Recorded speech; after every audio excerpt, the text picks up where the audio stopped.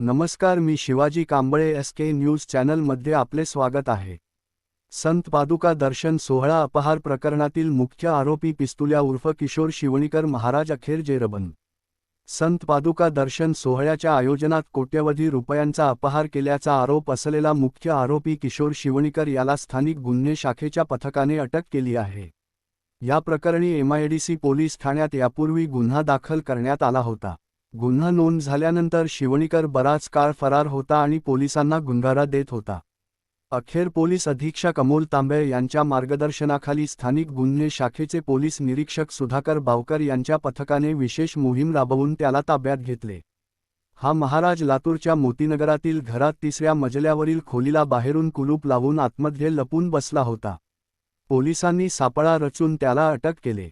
या प्रकरणातील आर्थिक व्यवहार आणि अपहाराच्या रकमेबाबत पोलीस अधिक तपास करत असून आणखी काही संबंधित व्यक्तींची चौकशी होण्याची शक्यता व्यक्त केली जात आहे। दरम्यान आरोपीला न्यायालयात हजर करून पुढील तपासासाठी पोलीस कोठडीची मागणी करण्यात येणार असल्याची माहिती पोलिसांकडून मिळाली आहे।